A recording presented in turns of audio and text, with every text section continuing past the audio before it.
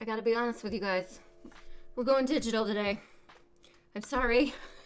I'm a pen and paper girl at heart, but I'm afraid you guys can't see my writing very good, or it always looks blurry when I try to zoom in the handwritten version of my budgets. It looks blurry when I'm editing it. It drives me crazy. So if it looks blurry to me editing it, it probably looks blurry to you guys looking at it. So we're going digital today. But anyway, it's May. So now let's go ahead and see how we did with our April budget. I think y'all know it's not so pretty. I already told you two Transfer Tuesdays ago, or last one, I don't know. I bought a bike. Things got kind of expensive. Whatever, who cares? Let's just get into it though.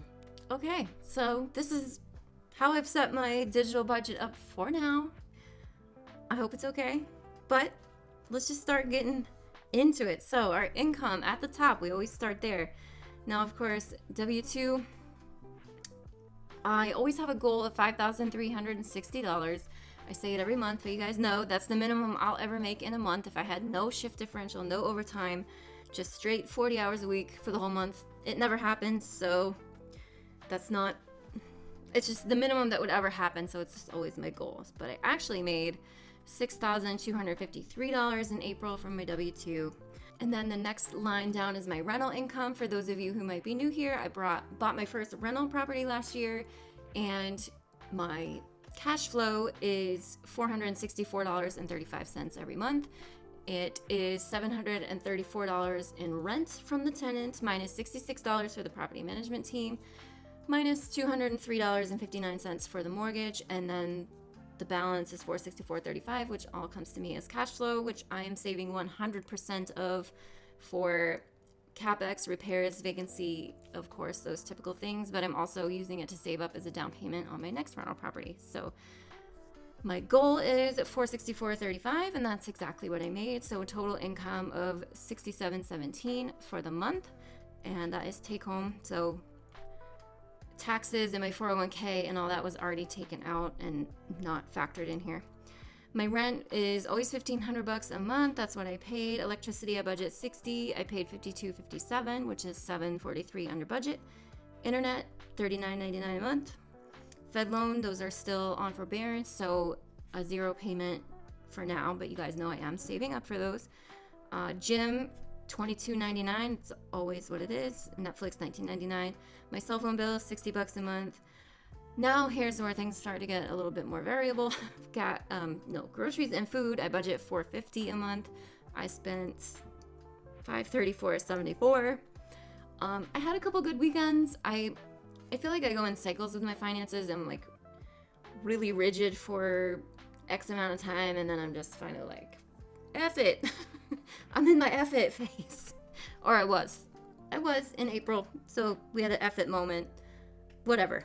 So we're $84.74 over budget on groceries and food out. And then gas and car wash, I budget $60. Paid $106.52. Did a lot of driving around in my F it moments, but I also went up to Maine to visit my brother. So that's a bit of a car ride. No big deal. $46.52 over budget is not bad. Chiropractor, I always budget $160, $40 a week. Try to go every week. I don't ever seem to get to go every week. I only went twice in April, so for $80. Pet supplies, I budget $25. I really need to set up a sinking fund for pets. Car, vet, medical, and pet stuff. But anyway, budget $25. I spent $82.45. What did I get? As I look around at all the cat toys all over the floor. Ooh. Yep, cat things. All right. Invest. I always have a goal of $100. Failed again in April. Not again. In March, I invested $150, but man, I'm slacking. Donate $50. Donated $50. I always donate to another YouTuber who's on her student loan debt-free journey. Her name is Layla. Her channel is Debt Over at Personal Finances with Layla. She inspired me to start this channel.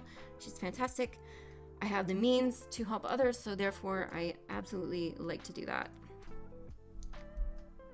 I already clicked the button, so you already see what's going on there. Spending $300 budget, I spent $1,552.48. $1,252.48 over budget. But you already knew, if you saw my Transfer Tuesday last week, you know I bought a bike. I've been wanting this bike for years. Like a good quality bike. I'm very excited. Well worth it.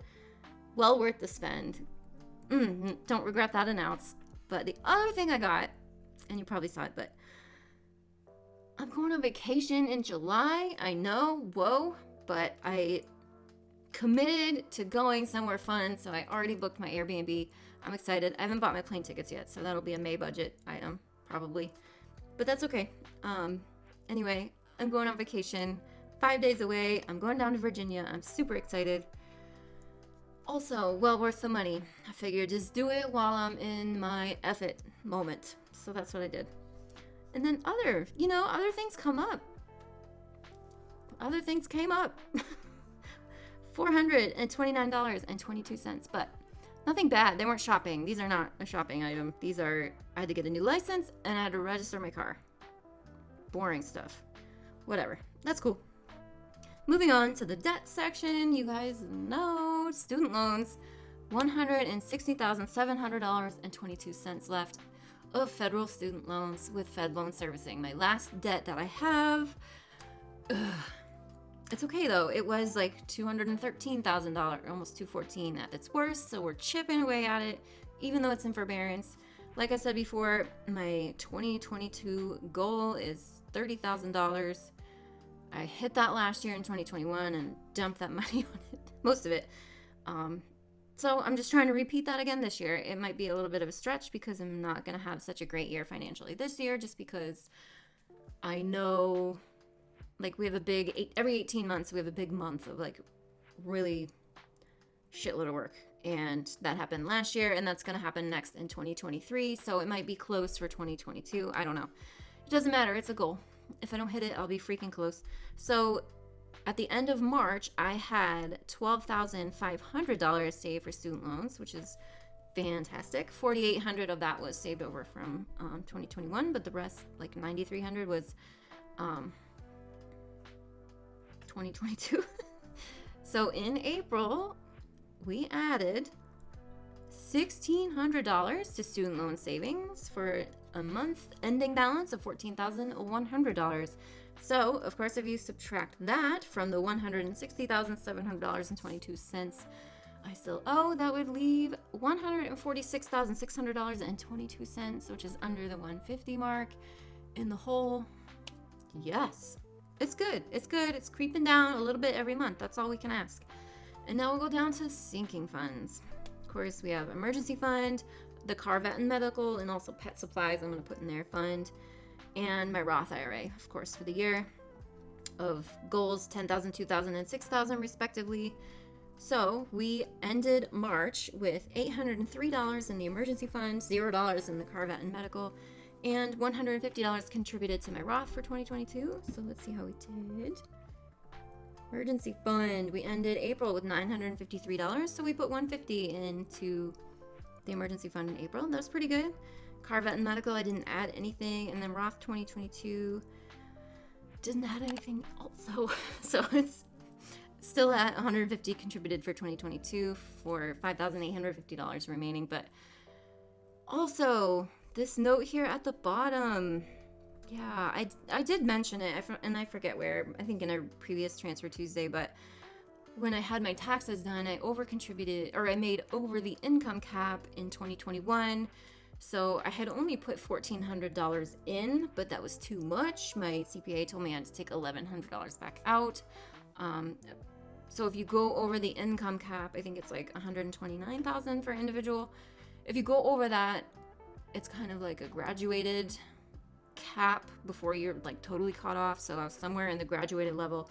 Anyway, I guess I could only do $400 for the year, but I had to take out $1,100 plus or minus any gains or losses on that money. And of course, you guys know the stock market's been a bit at a loss. So I actually took a loss. So instead of $1,100, I had to pull out $822.52 from 2021. So I'm just holding that in my bank account for a little bit, and then I'm going to dump it back in for 2022, I think.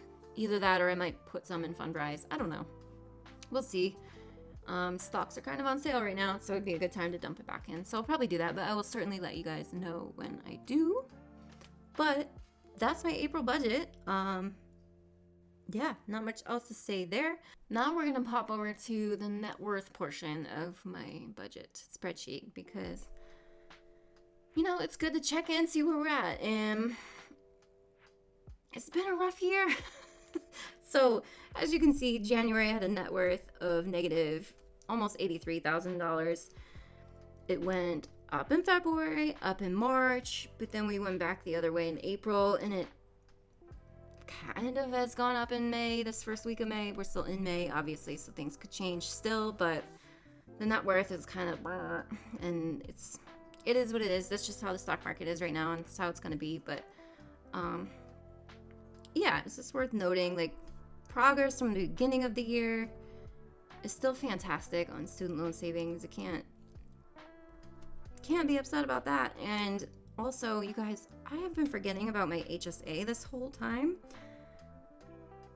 Didn't even think to add that on there, but it helped the net worth, and it's money I have available if I ever needed any medical kind of emergency situation. So that's cool. Apparently I can use it for the chiropractor, so yay. Anyway, that's all. I just wanted to share, like, as you can see, my Roth was almost 7,000, then 6,400, 6,500, and then boom, in April, 49.39, because I had to pull out that money from my over contribution last year. But also the stock market is just right now. So again, good time to buy, not a great time to be wanting to retire on your stock portfolio or whatever. But I've mentioned before, I don't really care so much about retirement funds. Nobody scream or panic or come at me in the comments. That's just how I feel. Like, I plan to reach financial independence way before retirement, and then I'm not just gonna reach retirement age and drop everything and say, okay, I'm done. So I don't care so much about what my retirement accounts are doing. I mean, you can see even my 401k has took a hit as well. So be it. I don't care. I don't plan to rely on retirement accounts. There'll be an added whatever that is on top if all goes well. Stay tuned. But anyway, that's all I have for April budget review. Shut that off. Overall, I'm pretty happy about progress. You know, I added $1,600 to student loan savings. I was $900 short of my $2,500 goal for the month. So be it. I bought a couple things I've been wanting, and it can't be like all strict all the time. So I'm trying to learn that. I'm trying to have more balance, but I go in cycles. I know me. That's how I am. The cat's pooping. You're welcome. But that's all I've got for today. Thank you guys so much for watching. If you are interested at all, I did a fun video about paying versus waiting to pay on your student loans while we're in forbearance, and all the thoughts and opinions that go into that. You can check that video out right here if you missed it. Thank you again, and I will see you guys in my next one. Bye.